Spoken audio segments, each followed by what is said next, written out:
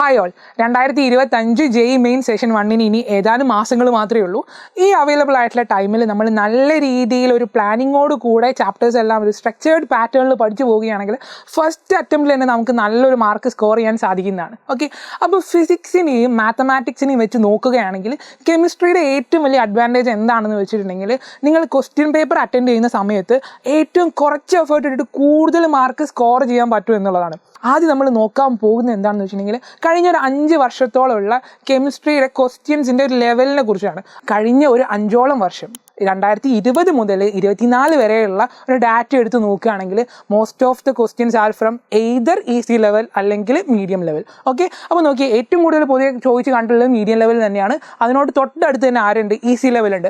അപ്പോൾ ഈ അവൈലബിൾ ആയിട്ടുള്ള ടൈമിൽ നമ്മൾ നല്ല രീതിയിൽ തന്നെ പഠിച്ചു പോവുകയാണെങ്കിൽ എന്ത് സംഭവിക്കും? നമുക്ക് ഈസി ലെവലും മീഡിയം ലെവലും സുഖമായിട്ട് എന്ത് ചെയ്യാൻ പറ്റും? അറ്റൻഡ് ചെയ്യാൻ പറ്റും. ഓക്കെ, അപ്പോൾ ഇതാണ് ഒരു 5 വർഷത്തെ ഡാറ്റ എന്ന് പറയുന്നത്. ഓക്കെ, നോക്കിക്കേ, അപ്പോൾ ഞാൻ ഇതിൻ്റെ മൊത്തത്തിലുള്ള ഒരു ആവറേജ് എടുത്ത് നോക്കുകയാണെങ്കിൽ, ഒരു മൊത്തം ആവറേജ് 5 വർഷത്തെ എടുത്ത് നോക്കുകയാണെങ്കിൽ അതിൽ ഒരു ഈസി ലെവൽ ക്വസ്റ്റ്യൻസ് വന്ന ഒരു 40.8% ആണ്. ഓക്കെ, സോ 5 വർഷത്തെ ക്വസ്റ്റ്യൻസിൻ്റെ ഹാർഡ്നെസ് ലെവലിനെ ഞാനൊരു മൊത്തം ആവറേജ് എടുത്തപ്പോൾ എനിക്ക് കിട്ടിയ ഡാറ്റയാണിത്.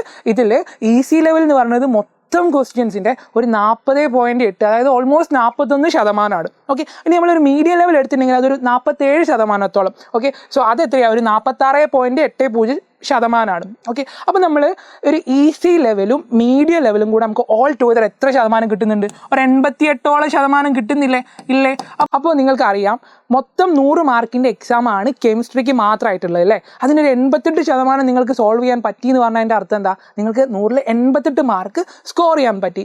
നമ്മൾ ഈസി ലെവലിനെ വെച്ച് നോക്കുകയാണെങ്കിൽ മീഡിയം ലെവലിൽ കുറച്ചും കൂടെ നിങ്ങളൊരു എഫേർട്ട് ഇട്ടാൽ മതി. അതായത് നിങ്ങൾ NCERT നല്ല രീതിയിൽ വായിച്ചു പോവുക. കുറച്ച് ട്വിസ്റ്റഡ് ആയിട്ടുള്ള വരുന്ന ക്വസ്റ്റ്യൻസൊക്കെ നിങ്ങൾക്ക് NCERT നല്ല രീതിയിൽ തന്നെ വായിച്ചു പോയിട്ടുണ്ടെങ്കിൽ കെമിസ്ട്രി ചാപ്റ്റേഴ്സ് എല്ലാം ഒന്ന് ഓടിച്ചു വിട്ടിട്ടുണ്ടെങ്കിൽ കിട്ടുന്നത് ആണ് കേട്ടോ. അപ്പോൾ അതിലൊന്നും നിങ്ങൾ യാതൊരു ടെൻഷനും അടിക്കേണ്ടതില്ല. ഓക്കെ, ഇനി നമ്മൾ നോക്കാൻ പോകുന്നത് കഴിഞ്ഞ ഒരു 5 വർഷത്തെ അല്ലെങ്കിൽ 3 വർഷത്തെ മോസ്റ്റ് റിപ്പീറ്റഡ് ആയിട്ടുള്ള ക്വസ്റ്റ്യൻസ് ചോദിച്ച ചാപ്റ്റേഴ്സ് ആണ്. ഏറ്റവും കൂടുതൽ വെയിറ്റേജ് ഉള്ള ചാപ്റ്റേഴ്സ് ആണ്. ഓക്കെ, അപ്പോൾ നമുക്ക് എന്ത് ചെയ്യാം? അതിലേക്ക് കിടക്കാം. നോക്കിക്കേ, നിങ്ങൾക്ക് ആദ്യം തന്നെ കാണാൻ പറ്റുന്ന ചാപ്റ്ററാണ് ജനറൽ ഓർഗാനിക് കെമിസ്ട്രി. ഓക്കെ, അപ്പോൾ കഴിഞ്ഞ 3 വർഷത്തെയും കഴിഞ്ഞ 5 വർഷത്തെയും കണക്കെടുത്ത് നോക്കുകയാണെങ്കിൽ കമ്പയറിംഗ് വിത്ത് അതർ ചാപ്റ്റേഴ്സ് ഏറ്റവും കൂടുതൽ ചോദ്യം ചോദിച്ചിട്ടുള്ള ചാപ്റ്ററാണ് ആര്? General organic chemistry. അപ്പോൾ ഈ ജനറൽ ഓർഗാനിക് കെമിസ്ട്രിയിൽ ആരൊക്കെയാണ് ഉള്ളത്? നമ്മൾ ഐസോമെറിസം പഠിക്കുന്നുണ്ട്, നമ്മൾ നോമൻക്ലേച്ചർ പഠിക്കുന്നുണ്ട്, നമ്മൾ റിയാക്ഷൻ മെക്കാനിസം പഠിക്കുന്നുണ്ട്, നമ്മൾ പ്യൂരിഫിക്കേഷൻ പഠിക്കുന്നുണ്ട്. സോ ഇത്തരം കാര്യങ്ങൾ എല്ലാം ഉൾക്കൊണ്ടിരിക്കുന്ന ചാപ്റ്ററാണ് ആര്? നമ്മളുടെ ജനറൽ ഓർഗാനിക് കെമിസ്ട്രി എന്ന് പറയുന്നത്. ഓക്കെ, അപ്പോൾ നമ്മൾ എന്ത് ചെയ്യണം? ജനറൽ ഓർഗാനിക് കെമിസ്ട്രിക്ക് നല്ല രീതിയിൽ ഇമ്പോർട്ടൻസ് കൊടുത്തിട്ട് തന്നെ നിങ്ങൾ എന്ത് ചെയ്യണം? JEE പ്രിപ്പറേഷൻ കെമിസ്ട്രിയുടെ സമയത്ത് നോക്കിയിരിക്കണം. ഓക്കെ, അപ്പോൾ നിങ്ങൾ എന്ത് ചെയ്യണം? നിങ്ങളുടെ JEE പ്രിപ്പറേഷൻ്റെ സമയത്ത് നിങ്ങൾ GOCക്ക് നല്ല രീതിയിലുള്ള ഇമ്പോർട്ടൻസ് കൊടുത്തിരിക്കണം. ഓക്കെ, ജനറൽ ഓർഗാനിക് കെമിസ്ട്രി പഠിച്ചിട്ടുണ്ടെങ്കിൽ നമുക്ക് 2 ബെനിഫിറ്റ്സ് ഉണ്ട്.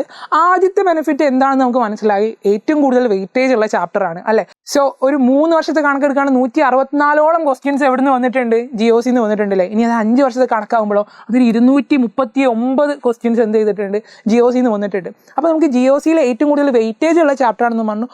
ഒപ്പം തന്നെ നിങ്ങൾ ഓർഗാനിക് കെമിസ്ട്രി പഠിക്കുന്ന ഒരാളാണെങ്കിൽ നമുക്ക് ഒരിക്കലും ഒരു നടുവിൽ വെച്ചിട്ട് ഏതെങ്കിലും ഒരു ചാപ്റ്റർ ഓർഗാനിക് കെമിസ്ട്രിയിൽ പഠിച്ചു തുടങ്ങിയിട്ട് കാര്യമില്ല. അതിന് എന്ത് ചെയ്യണം? ആദ്യം ബേസ് നല്ല രീതിയിൽ സെറ്റ് ആയിരിക്കണം. സോ ജനറൽ ഓർഗാനിക് കെമിസ്ട്രി എന്ന് പറയുന്ന ചാപ്റ്റർ നമ്മൾ അതായത് +1 +2 പഠിക്കുന്ന ഓർഗാനിക് കെമിസ്ട്രിയുടെ ബേസ് ആണ് ആര്? ഈ GOC എന്ന് പറയുന്നത്. ഓക്കെ, GOC എന്ന് പറയുന്നത് നമ്മൾ +1ലും +2ലും പഠിക്കുന്ന 7ഓളം ഓർഗാനിക് കെമിസ്ട്രി ചാപ്റ്റേഴ്സ് ഉണ്ട്. സോ ആ ചാപ്റ്റേഴ്സിൻ്റെ ഒക്കെ ബേസ് എന്ന് പറയുന്ന ആളാണ് ആര്? GOC, general organic chemistry. അപ്പോൾ നിങ്ങൾ ജനറൽ ഓർഗാനിക് കെമിസ്ട്രി നല്ല രീതിയിൽ പഠിച്ചു പോയിട്ടുണ്ടെങ്കിൽ നിങ്ങൾക്ക് ബാക്കിയുള്ള ചാപ്റ്റേഴ്സ് എന്ത് ചെയ്യാൻ പറ്റും? ഓർഗാനിക് കെമിസ്ട്രിയിലെ നല്ല മാർക്ക് സ്കോർ ചെയ്യുന്നതിന് ഹെൽപ്ഫുൾ ആയിരിക്കും. ഓക്കെ, സോ അടുത്ത ഇമ്പോർട്ടൻറ്റ് ചാപ്റ്റർ എന്ന് പറയുന്നത് കോർഡിനേഷൻ കോമ്പൗണ്ട്സ് ആണ്. ആരാണ്? കോർഡിനേഷൻ കോമ്പൗണ്ട്സ് ആണ്. ഇൻഓർഗാനിക് കെമിസ്ട്രിയിൽ ഒരു ഇമ്പോർട്ടൻറ്റ് ചാപ്റ്റർ ആണ് ആര്? കോർഡിനേഷൻ കോമ്പൗണ്ട്സ് എന്ന് പറയുന്നത്. ഓക്കെ, നമുക്ക് കോർഡിനേഷൻ കോമ്പൗണ്ട്സിൽ എവിടേക്ക് ഫോക്കസ് ചെയ്യേണ്ടതുണ്ട്? നമുക്ക് VBT നല്ല രീതിയിൽ പഠിക്കേണ്ടതുണ്ട്, CFT നല്ല രീതിയിൽ പഠിക്കേണ്ടതുണ്ട്, പിന്നെ അതിൻ്റെ അപ്ലിക്കേഷൻസ് നല്ല രീതിയിൽ പഠിക്കേണ്ടതായിട്ടുണ്ട്, പിന്നെ ഐസോമെറിസവും നോമൻക്ലേച്ചറും ഒക്കെ നമ്മൾ എന്ത് ചെയ്യണം? നമ്മൾ നല്ല രീതിയിൽ തന്നെ ഫോക്കസ് ചെയ്യേണ്ടതായിട്ടുണ്ട്. ഓക്കെ,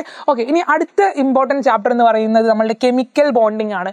നമ്മൾ നേരത്തെ പറഞ്ഞിട്ടുണ്ട് GOC എന്ന് പറയുന്നത് എൻ്റയർ ഓർഗാനിക് കെമിസ്ട്രിയുടെ ബേസ് ആണല്ലോ.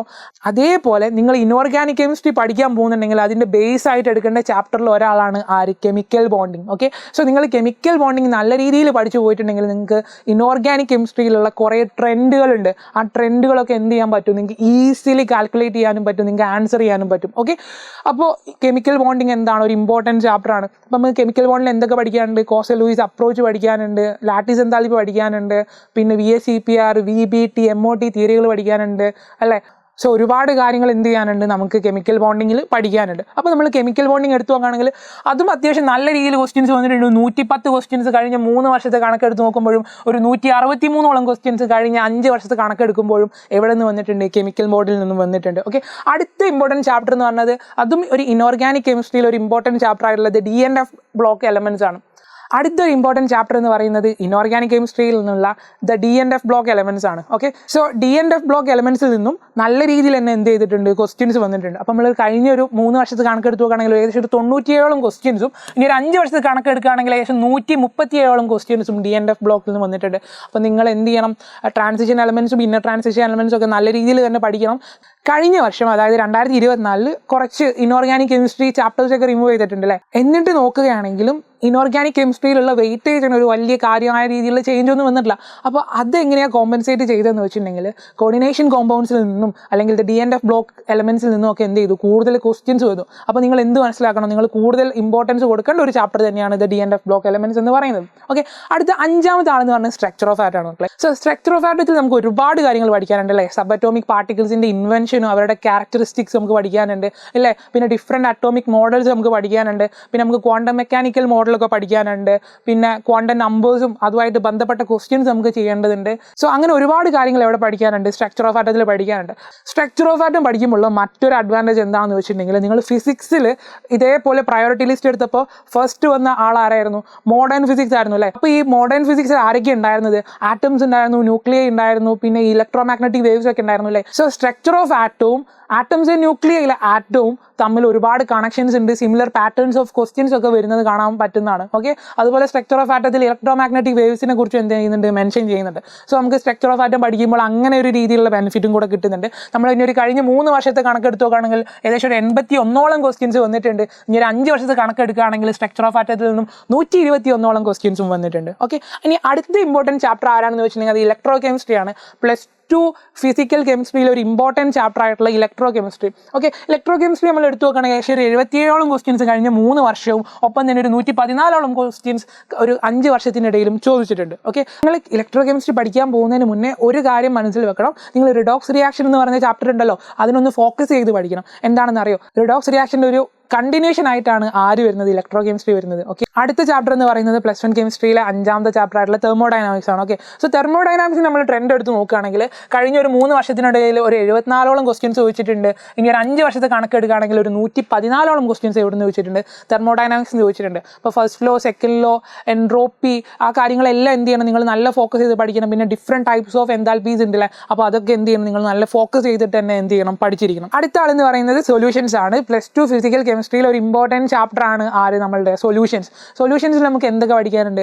നമുക്ക് റൗൾസ് ലോ പഠിക്കാനുണ്ട്, നമുക്ക് കോളിഗേറ്റീവ് പ്രോപ്പർട്ടീസിനെ കുറിച്ച് പഠിക്കാനുണ്ട്, വാൻഡോ ഫാക്ടറിനെ കുറിച്ച് പഠിക്കാനുണ്ട്, ഹെൻറീസ് ലോ പഠിക്കാനുണ്ട് അല്ലേ. സോ ഇതുപോലെ ഒരുപാട് കാര്യങ്ങൾ പഠിക്കേണ്ട ഒരു ഇമ്പോർട്ടൻറ്റ് ചാപ്റ്റർ തന്നെയാണ് സൊല്യൂഷൻസ്. ഓക്കെ, അപ്പം സൊല്യൂഷൻസിൻ്റെ ഒരു ക്വസ്റ്റ്യൻസിൻ്റെ എണ്ണം എടുത്ത് നോക്കുകയാണെങ്കിൽ ഒരു 3 വർഷത്തിനിടയിൽ ഒരു 73ഓളം ക്വസ്റ്റ്യൻസ് ചോദിച്ചിട്ടുണ്ട്. ഇനി 5 വർഷത്തെ കണക്കെടുക്കുകയാണെങ്കിൽ ഒരു 116ഓളം ക്വസ്റ്റ്യൻസ് എവിടെ നിന്ന് ചോദിച്ചിട്ടുണ്ട്? സൊല്യൂഷൻസ് ചോദിച്ചിട്ടുണ്ട്. ഓക്കെ, അടുത്ത ചാപ്റ്റർ എന്ന് പറയുന്നത് അമൈൻസ് ആണ്. അപ്പോൾ നിങ്ങൾ ശ്രദ്ധിച്ചിട്ടുണ്ടാവും, ആദ്യം നമ്മൾ ഓർഗാനിക് കെമിസ്ട്രിയിൽ ഏറ്റവും ഇമ്പോർട്ടൻറ്റ് വെയിറ്റേജ് ഉള്ള ചാപ്റ്റർ നമ്മൾ പറഞ്ഞ ജനറൽ ഓർഗാനിക് കെമിസ്ട്രി ആയിരുന്നു അല്ലേ. അതിനുശേഷം ഓർഗാനിക് കെമിസ്ട്രിയിൽ നിന്ന് വരുന്ന അടുത്ത ഏറ്റവും ഇമ്പോർട്ടൻ്റ് ആയിട്ടുള്ള വെയിറ്റേജ് ഉള്ള ചാപ്റ്ററാണ് ആര് മക്കളെ? അമൈൻസ് എന്ന് പറയുന്നത്. അമൈൻസ് ഒരു ചെറിയ ചാപ്റ്റർ ആണെങ്കിലും അതിൽ നിന്ന് എന്ത് ചെയ്തിട്ടുണ്ട്? എല്ലാ വർഷവും നല്ല രീതിയിൽ തന്നെ ക്വസ്റ്റ്യൻസ് വന്നിട്ടുണ്ട്. ഓക്കെ, എസ്പെഷ്യലി ഡയോസോണിയം സോൾട്ട് ഒക്കെ നിങ്ങൾ നല്ല രീതിയിൽ തന്നെ പഠിച്ചിട്ട് പോകണം എക്സാമിന് വേണ്ടിയിട്ട്. ഓക്കെ, നമ്മൾ ഇനി ക്വസ്റ്റ്യൻസിൻ്റെ എണ്ണം എടുത്ത് നോക്കുകയാണെങ്കിൽ ഒരു ഓൾമോസ്റ്റ് ഒരു 72 ക്വസ്റ്റ്യൻസ് ആണ് 3 വർഷത്തിനിടയിൽ ചോദിച്ചത്. ഇനി ഒരു 5 വർഷത്തിൻ്റെ ഇടയിലാണെങ്കിൽ ഒരു 133ഓളം ക്വസ്റ്റ്യൻസ് എവിടെ നിന്ന് ചോദിച്ചിട്ടുണ്ട്? അമീൻസ് എന്ന് ചോദിച്ചിട്ടുണ്ട്. ഓക്കെ, ഇനി അടുത്ത ആളെന്ന് പറയുന്നത് ആൽക്കഹോൾ, ഫിനോൾ ആൻഡ് ഈതർ ആണ്. ഒരു 3 വർഷത്തെ കണക്കെടുത്ത് നോക്കുകയാണെങ്കിൽ അമൈൻസിനോട് ഈക്വൽ ആയിട്ടുള്ള രീതിയിൽ ഒരു 72ഓളം ക്വസ്റ്റ്യൻസ് എവിടെ നിന്ന് വന്നിട്ടുണ്ട്? ആൽക്കഹോളിൽ നിന്ന് വന്നിട്ടുണ്ട്. ഇനി നമ്മളൊരു 5 വർഷത്തെ കണക്കെടുത്ത് നോക്കുകയാണെങ്കിൽ നമുക്കൊരു 103ഓളം ക്വസ്റ്റ്യൻസ് എവിടെ നിന്ന് ചോദിക്കുന്നുണ്ട്? ആൽക്കഹോൾ, ഫിനോൾ, ഈതർ എന്ന് ചോദിക്കുന്നുണ്ട്. അല്ലെങ്കിൽ നിങ്ങൾ ആൽക്കഹോളും ഫിനോളും നല്ല രീതിയിൽ തന്നെ പഠിച്ചിരിക്കണം. ഈതറിൻ്റെ കാര്യങ്ങളും എന്ത് ചെയ്യണം? നിങ്ങൾ നല്ല ഫോക്കസ് ചെയ്തിട്ട് പഠിച്ചിരിക്കണം. ഓക്കെ, ഇനി അടുത്ത ആളെന്ന് പറയുന്നത് ഹൈഡ്രോ കാർബൺസ് ആണ്. +1 കെമിസ്ട്രിയിലെ സെക്കൻഡ് ഓർഗാനിക് ചാപ്റ്റർ. നമ്മൾ ആൽക്കേനിയും, ആൽക്കീനിയും, ആൽക്കൈനിയും ഒപ്പം തന്നെ അരോമാറ്റിക് കോമ്പൗണ്ട്സിനെയും നല്ല രീതിയിൽ പഠിക്കുന്ന ചാപ്റ്റർ. അപ്പോൾ നിങ്ങൾ എന്താ ചെയ്യേണ്ടത്? GOC നല്ല രീതിയിൽ പഠിച്ചു കഴിഞ്ഞിട്ടുള്ള ഒരാളാണെങ്കിൽ നിങ്ങൾക്ക് എന്ത് ചെയ്യാൻ പറ്റും? ഈ ഒരു ആൽക്കൈനോ ഒക്കെ വരുമ്പോൾ എന്ത് ചെയ്യാൻ പറ്റും? ആദ്യം നമുക്ക് അതിൻ്റെ നോമൻക്ലേച്ചർ പെർഫെക്റ്റ് ആയിട്ട് കിട്ടും, പിന്നെ അതിൻ്റെ പ്രൊഡക്ഷൻ നമുക്ക് നല്ല രീതിയിൽ കിട്ടും, പിന്നെ നമുക്ക് എന്ത് മനസ്സിലാവും? അതിൻ്റെ റിയാക്ഷൻസും നല്ല രീതിയിൽ തന്നെ എന്ത് ചെയ്യാം? മനസ്സിലാക്കിയെടുക്കാൻ പറ്റും. ഓക്കെ, അപ്പം അത് നോക്കുക. ഇനി ഉള്ള ആൾക്കാരെന്ന് പറഞ്ഞിട്ടുണ്ടെങ്കിൽ ഇക്വിലിബ്രിയം ഉണ്ട്, പിന്നെ P ബ്ലോക്ക് എലമെന്റ്സ് ഉണ്ട്, second year P block elements ഉണ്ട്, ഒപ്പം തന്നെ കെമിക്കൽ കൈനറ്റിക്സ് ഉണ്ട്. ഏകദേശം ഒരു 68-67 ക്വസ്റ്റ്യൻസ് ആണ് 3 വർഷത്തിൻ്റെ ഇടയിൽ ചോദിച്ചിട്ടുള്ളത്. ഇനി 5 വർഷത്തെ എടുക്കുകയാണെങ്കിൽ ഒരു 110-നും 118-നും ഇടയിലുള്ള ക്വസ്റ്റ്യൻസ് എവിടെ നിന്ന് വന്നിട്ടുണ്ട്? ഈ ലാസ്റ്റ് 3 ചാപ്റ്റേഴ്സിൽ നിന്നും വന്നിട്ടുണ്ട്. ഓക്കെ, ഇനി ബാക്കി ചാപ്റ്റേഴ്സ് നമ്മൾ നോക്കുകയാണെങ്കിൽ നോക്കിക്കേ, ഒരു some basic concepts in chemistry. നമ്മൾ കെമിസ്ട്രിയിലെ ആദ്യത്തെ ചാപ്റ്റർ, ഒപ്പം തന്നെ നല്ല ഇമ്പോർട്ടൻ്റ് ആയിട്ടുള്ള ചാപ്റ്റർ. കെമിസ്ട്രിയുടെ ഏറ്റവും വലിയ ഇമ്പോർട്ടൻസ് എന്താണെന്ന് അറിയോ? കെമിസ്ട്രിയുടെ ഏറ്റവും വലിയ പ്രത്യേകത എന്താണെന്ന് അറിയോ? കമ്പയറിംഗ് വിത്ത് അതർ സബ്ജക്ട്സ്, എല്ലാ ചാപ്റ്റേഴ്സും കെമിസ്ട്രിയുടെ ഏറ്റവും വലിയ ഇമ്പോർട്ടൻസ് എന്താണെന്ന് അറിയോ? Comparing with other chapters, most of the chapters are interconnected. അതായത് നിങ്ങൾ ഒരു ചാപ്റ്ററിൽ പഠിച്ച കാര്യം ആ ചാപ്റ്ററിൽ മാത്രം പഠിച്ച് തീർക്കുന്ന അല്ല കെമിസ്ട്രി. നിങ്ങൾക്ക് എന്ത് കാണാൻ സാധിക്കുന്ന അറിയോ? നിങ്ങൾക്ക് അതുമായിട്ട് ബന്ധപ്പെട്ട ഒരുപാട് കാര്യങ്ങൾ പല പല ചാപ്റ്റേഴ്സിൽ കാണാൻ പറ്റുന്നുണ്ട്. ഓക്കെ, അപ്പോൾ അതേപോലെ നിങ്ങൾ some basic concepts in chemistry പഠിക്കുകയാണെങ്കിൽ അതുമായിട്ട് ബന്ധപ്പെട്ട കാര്യങ്ങൾ നിങ്ങൾ എൻ്റയർ കെമിസ്ട്രി പഠിക്കുമ്പോൾ എന്ത് വരുന്നുണ്ട്? റിപ്പീറ്റേറ്റീവ്ലി വരുന്നുണ്ട്. ഓക്കെ, അപ്പോൾ നിങ്ങൾ സം ബേസിക് കോൺസെപ്റ്റ് പഠിക്കുമ്പോൾ എന്ത് ചെയ്യുക? നല്ല ഫോക്കസ് ചെയ്ത് തന്നെ പഠിക്കുക. ഓക്കെ, സം ബേസിക്സ് അല്ലാണ്ട് നമ്മൾ നോക്കുകയാണെങ്കിൽ ബയോമോളിക്യൂൾസ് ഉണ്ട് ഓർഗാനിക് കെമിസ്ട്രിയിലെ ലാസ്റ്റ് ചാപ്റ്റർ ആയിട്ടുള്ളത്, പിന്നെ ആൽഡിഹൈഡ് ആൻഡ് കീറ്റോൺസ് ഉണ്ട്, അതും ഓർഗാനിക് കെമിസ്ട്രിയിൽ ഒരു ഇമ്പോർട്ടൻറ്റ് ചാപ്റ്റർ ആണ്. പിന്നെ നമ്മളെ halo alkane, halo arene organic chemistry, പിന്നെ classifications of elements in periodicity in properties എന്ന് പറഞ്ഞ ഇനോർഗാനിക്കിൽ നമ്മൾ ആദ്യം പഠിക്കാൻ പോകുന്ന +1 3rd ചാപ്റ്റർ. ഓക്കെ, പിന്നെ നമ്മളുടെ മെറ്റലർജി, ഓക്കെ, അതായത് general principles and process of isolation of elements. ഇപ്പോൾ കഴിഞ്ഞ സിലബസ് മുതൽ എന്തില്ല? കഴിഞ്ഞ JEE സിലബസ് മുതൽ ഐസൊലേഷൻ ഇല്ല, അത് റിമൂവ് ചെയ്തിട്ടുണ്ട്. ഓക്കെ, പിന്നെ നമ്മൾ നോക്കുകയാണെങ്കിൽ നമ്മൾ redox reactions. Okay, redox reaction നേരത്തെ പറഞ്ഞിട്ടുണ്ട്. റിഡോക്സ് റിയാക്ഷനെ കുറിച്ച് ഞാൻ നേരത്തെ മെൻഷൻ ചെയ്തിട്ടുണ്ട്. റിഡോക്സ് റിയാക്ഷൻ നല്ല രീതിയിൽ പഠിച്ചാലാണ് എന്ത് ചെയ്യാൻ പറ്റും? നമുക്ക് ഇലക്ട്രോ കെമിസ്ട്രി നല്ല രീതിയിൽ അറ്റൻഡ് ചെയ്യാൻ പറ്റും. ഓക്കെ, സോ അതെപ്പോഴും ഓർമ്മയുണ്ടായിരിക്കണം. ഒപ്പം തന്നെ ക്ലാസ് 11ലെ P ബ്ലോക്ക് എലമെന്റ്സ്, അതായത് ഗ്രൂപ്പ് 13 and 14. സോ ഇത്രയും ചാപ്റ്റേഴ്സ് എടുത്തു നോക്കുകയാണെങ്കിൽ നമുക്കൊരു 38 മുതൽ 66 ക്വസ്റ്റ്യൻസ് വരെ എന്ത് ചെയ്യാൻ പറ്റുന്നുണ്ട്? കഴിഞ്ഞ 3 വർഷത്തിനിടയിൽ കാണാൻ പറ്റിയിട്ടുണ്ട്. ഓക്കെ, ഇനി നമ്മളൊരു 5 വർഷത്തെ കണക്കെടുക്കുകയാണെങ്കിൽ ഒരു 50 മുതൽ ഒരു 104 ക്വസ്റ്റ്യൻസോളം എന്ത് ചെയ്യാൻ പറ്റിയിട്ടുണ്ട്? നമുക്ക് ഇത്രയും ചാപ്റ്റേഴ്സിന് കാണാൻ പറ്റിയിട്ടുണ്ട്. ഓക്കെ, പിന്നെയുള്ള ആളാണ് പ്രാക്ടിക്കൽ കെമിസ്ട്രി. സോ പ്രാക്ടിക്കൽ കെമിസ്ട്രിയിൽ നമ്മൾ qualitative analysis of cations anions ഒക്കെയാണ് പഠിക്കുന്നത്. ഒപ്പം തന്നെ നമ്മൾ എന്ത് പഠിക്കുന്നുണ്ട്? നമ്മൾ production of certain salts like more salt പഠിക്കുന്നുണ്ട്, പിന്നെ production of potash Alam. So ഇത്തരത്തിലുള്ള കാര്യങ്ങളാണ് നമ്മൾ എന്ത് ചെയ്യുന്നത്? നമ്മൾ പ്രാക്ടിക്കൽ കെമിസ്ട്രിയിലും എന്ത് ചെയ്തിട്ടുണ്ട്? പ്രാക്ടിക്കൽ കെമിസ്ട്രിയിലും അത്യാവശ്യം കുഴപ്പമില്ലാത്ത രീതിയിൽ തന്നെ എന്ത് ചെയ്തിട്ടുണ്ട്? ക്വസ്റ്റ്യൻസ് വന്നിട്ടുണ്ട്. ഓക്കെ, ഒരു കഴിഞ്ഞ 3 വർഷത്തിനിടയിൽ ഏകദേശം ഒരു 27ഓളം ക്വസ്റ്റ്യൻസും ഒരു 5 വർഷത്തിനിടയിൽ ഒരു 32ഓളം ക്വസ്റ്റ്യൻസും പ്രാക്ടിക്കൽ കെമിസ്ട്രിയിൽ നിന്നും വന്നിട്ടുണ്ട്. ഇനി ലാസ്റ്റ് ഉള്ള ആളാണ് നമ്മളുടെ കാർബോക്സിലിക് ആസിഡ് ഡെറിവേറ്റീവ്സ്. ഓക്കെ, ഇനി ലാസ്റ്റ് ഉള്ള ആളാണ് നമ്മളുടെ carboxylic acid derivative. So carboxylic acid derivatives നിങ്ങൾ NCERT-യിൽ നോക്കുകയാണെങ്കിൽ നിങ്ങൾക്ക് എന്താ കാണാൻ പറ്റുക? Aldehyde, ketone and carboxylic acid ആണല്ലേ. സോ കാർബോക്സിലിക് ആസിഡ് നമ്മൾ എടുത്തു നോക്കുകയാണെങ്കിൽ അതിൽ തന്നെ അത്യാവശ്യം നല്ല രീതിയിൽ ക്വസ്റ്റ്യൻസ് ഈ ഒരു 3 വർഷത്തിന് 5 വർഷത്തിൻ്റെ ഇടയിൽ വന്നിട്ടുണ്ട്. അപ്പോൾ അതുകൊണ്ട് നമ്മൾ എന്ത് ചെയ്യുന്നു? അതിന് സെപ്പറേറ്റ് ആയിട്ട് നമ്മൾ JEE പഠിക്കുന്നു. ഓക്കെ, സോ നിങ്ങൾ കാർബോക്സിലിക് ആസിഡിൻ്റെ കേസ് എടുത്ത് നോക്കുകയാണെങ്കിൽ കഴിഞ്ഞൊരു 3 വർഷത്തിനിടയിൽ ഏകദേശം ഒരു 18ഓളം ക്വസ്റ്റ്യൻസും ഒരു 5 വർഷത്തിനിടയിൽ ഏകദേശം ഒരു 36ഓളം ക്വസ്റ്റ്യൻസും എവിടെ നിന്ന് വന്നിട്ടുണ്ട്? കാർബോക്സിലിക് ആസിഡിൽ നിന്ന് വന്നിട്ടുണ്ട്. സോ ഇതാണ് നമ്മളുടെ ഒരു 3 വർഷത്തെ ഒരു 5 വർഷത്തെയും ട്രെൻഡ് എന്ന് പറയുന്നത്. ഓക്കെ, നമുക്ക് ഇനി എന്ത് ചെയ്യാം? നമുക്ക് കഴിഞ്ഞ വർഷത്തെ ഒരു ഡാറ്റ വെച്ചിട്ട് നമുക്ക് കഴിഞ്ഞ വർഷം ഏതൊക്കെ ചാപ്റ്ററിലാണ് കൂടുതൽ വെയിറ്റേജ് ഉള്ളതെന്ന് നോക്കാം. ഓക്കെ, അപ്പോൾ നമുക്കിനി കഴിഞ്ഞ വർഷത്തെ JEE മെയിൻ 2024-ലെ ഏറ്റവും കൂടുതൽ വെയിറ്റേജ് ഉള്ള ചാപ്റ്റേഴ്സ് ഏതൊക്കെയാണെന്ന് നോക്കാം. അപ്പോൾ നിങ്ങൾക്ക് വീണ്ടും ആരെ കാണാൻ പറ്റുന്നുണ്ട്? ജനറൽ ഓർഗാനിക് കെമിസ്ട്രിയെ കാണാൻ പറ്റുന്നുണ്ട് അല്ലേ. സോ മൊത്തം കഴിഞ്ഞതാണ് 20 ഷിഫ്റ്റ് എക്സാംസ് ആണ് നടന്നത്. അതായത് സെഷൻ 1 ജനുവരി എക്സാം ഉണ്ടായിരുന്നു, സെഷൻ 2 ഏപ്രിൽ എക്സാം ഉണ്ടായിരുന്നു അല്ലേ. ഈ 2 സെഷനിലും കൂടെ ആയിട്ട് മൊത്തം 20 ഷിഫ്റ്റ് എക്സാംസ് ആയിരുന്നു കഴിഞ്ഞ വർഷം JEE മെയിൻസ് കണ്ടക്ട് ചെയ്തിട്ടുള്ളത്. ഓക്കെ, JEE മെയിൻ എക്സാമിന് 30 ക്വസ്റ്റ്യൻസ് ആണ് കെമിസ്ട്രിയിൽ നിന്നും വരുന്നത് നമുക്കറിയാം. കഴിഞ്ഞ വർഷം 20 ഷിഫ്റ്റ് നടന്നെന്നും പറഞ്ഞു. അങ്ങനെയാണെങ്കിൽ ടോട്ടൽ നമുക്ക് 600ഓളം ക്വസ്റ്റ്യൻസ് എന്ത് ചെയ്തിട്ടുണ്ട്? കഴിഞ്ഞ വർഷം കെമിസ്ട്രിയിൽ നിന്ന് വന്നിട്ടുണ്ട്. അതായത് മൊത്തം 600 ക്വസ്റ്റ്യൻസ്. സോ ഈ 600 ക്വസ്റ്റ്യൻസിൽ ഓരോ ചാപ്റ്ററിനും എത്രത്തോളം വന്നിട്ടുണ്ട്, അത് മൊത്തം എത്ര പെർസെൻറ്റേജ് കോൺട്രിബ്യൂട്ട് ചെയ്യുന്നു എന്നുള്ളതാണ് നമ്മൾ ഇനി നോക്കാൻ പോകുന്നത്. ഓക്കെ, നമ്മൾ എന്താ പറഞ്ഞത്? 600 ക്വസ്റ്റ്യൻസ് ആണ് കഴിഞ്ഞ വർഷം നമുക്ക് JEE മെയിൻസിൽ മൊത്തത്തിൽ കെമിസ്ട്രിയിൽ നിന്നും വന്നിട്ടുള്ളത്. ഓക്കെ, അപ്പോൾ അതിൽ നമ്മൾ ആദ്യം പറഞ്ഞു ഏറ്റവും കൂടുതൽ ക്വസ്റ്റ്യൻ ചോദിച്ചിട്ടുള്ളത് GOC-യിൽ നിന്നാണ്. ടോട്ടൽ ഒരു 86 ക്വസ്റ്റ്യൻസ് എവിടെ നിന്ന് ചോദിച്ചിട്ടുണ്ട്? GOC-യിൽ ചോദിച്ചിട്ടുണ്ട്. ഓക്കെ, നമ്മൾ ഇനി അതിൻ്റെ പെർസെൻറ്റേജ് വെയിറ്റ് എടുത്ത് നോക്കുകയാണെങ്കിൽ 14.3% ഓഫ് ടോട്ടൽ ക്വസ്റ്റ്യൻസ് എവിടെ നിന്നാണ് വന്നത്? നമുക്ക് GOC-യിൽ നിന്നാണ് വന്നത്. ഓക്കെ, അടുത്ത ആളെന്ന് പറയുന്നത് DNF ബ്ലോക്ക് എലമെന്റ്സ് ആണ്. കഴിഞ്ഞ വർഷം 43ഓളം ക്വസ്റ്റ്യൻസ് എന്ത് ചെയ്തിട്ടുണ്ട്? DNF ബ്ലോക്ക് എലമെന്റ്സ് വന്നിട്ടുണ്ട്. ഒരു 7.1% ടോട്ടൽ വെയിറ്റേജും DNF ബ്ലോക്കിനായിരുന്നു. ഓക്കെ, അടുത്ത ചാപ്റ്റർ എന്ന് പറയുന്നത് കോർഡിനേഷൻ കോമ്പൗണ്ട്സ് ആണ്. അടുത്ത ചാപ്റ്ററും ഇനോർഗാനിക് കെമിസ്ട്രിയിൽ നിന്നാണ്. Coordination compounds. ഒരു 41ഓളം ക്വസ്റ്റ്യൻസ് എവിടെ നിന്ന് വന്നിട്ടുണ്ട്? കോർഡിനേഷൻ കോമ്പൗണ്ട്സ് വന്നിട്ടുണ്ട്. മൊത്തം ക്വസ്റ്റ്യൻസിന്റെ ഒരു 6.8% വന്നിട്ടുള്ളതും കോർഡിനേഷൻ കോമ്പൗണ്ട്സിൽ നിന്നാണ്. ഓക്കെ, അടുത്ത ചാപ്റ്റർ എന്ന് പറയുന്നത് ഹൈഡ്രോ കാർബൺസ് ആണ്. ഹൈഡ്രോ കാർബൺസിൽ ഏകദേശം ഒരു 28ഓളം ക്വസ്റ്റ്യൻസ് എന്ത് ചെയ്തിട്ടുണ്ട്? ഹൈഡ്രോ കാർബൺസിൽ കഴിഞ്ഞ വർഷം ചോദിച്ചിട്ടുണ്ട്. ഓക്കെ, സോ അത് വിച്ച് സ്റ്റാൻഡ്സ് ഫോർ ഒരു 4.6% ഓഫ് കോൺട്രിബ്യൂഷൻ ആരെ സൈഡിൽ നിന്ന് കിട്ടിയിട്ടുണ്ട്? ഹൈഡ്രോ കാർബണിന്റെ സൈഡിൽ നിന്ന് നമുക്ക് കിട്ടിയിട്ടുണ്ട്. അടുത്ത ആളെന്ന് പറയുന്നത് സ്ട്രക്ചർ ഓഫ് ആറ്റ് ആണ്. സ്ട്രക്ചർ ഓഫ് ആറ്റത്തിന് അടുത്ത് ഒരു 27ഓളം ക്വസ്റ്റ്യൻസ് വന്നിട്ടുണ്ട്. അത് ഒരു 4.5% ടോട്ടൽ വെയിറ്റേജും പ്രൊവൈഡ് ചെയ്തിട്ടുണ്ട്. പിന്നെയുള്ള ആളെന്ന് പറയുന്നത് സൊല്യൂഷൻസ് ആണ്. ഓക്കെ, സൊല്യൂഷനിൽ ഒരു 24ഓളം ക്വസ്റ്റ്യൻസ് നമുക്ക് എന്ത് ചെയ്തിട്ടുണ്ട്? വന്നിട്ടുണ്ട്. ഇനി നമ്മൾ ക്ലാസിഫിക്കേഷൻസ് ഓഫ് എലമെന്റ്സ് എടുത്ത് നോക്കുകയാണെങ്കിൽ ഒരു 24ഓളം ക്വസ്റ്റ്യൻസ് എന്ത് ചെയ്തിട്ടുണ്ട്? അവിടെ നിന്നും വന്നിട്ടുണ്ട്. ഇനിയുള്ള ആൾക്കാർ നമ്മുടെ അമൈൻസ്, തെർമോഡൈനാമിക്സ്, പിന്നെ alcohol, phenol, biomolecules, halo alkyne, halo arene തുടങ്ങിയുള്ള സബ്ജക്ട് എടുത്ത് നോക്കുകയാണെങ്കിൽ 22-23 ക്വസ്റ്റ്യൻസ് ആണ് എന്ത് ചെയ്തത്? ഈ ഒരു സൈഡിൽ നിന്നും വന്നത്.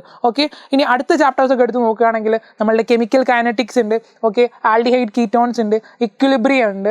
ഓക്കെ, പിന്നെ some basic concepts in chemistry ഉണ്ട്. പിന്നെ നമ്മളുടെ പ്രാക്ടിക്കൽ കെമിസ്ട്രി ഉണ്ട്.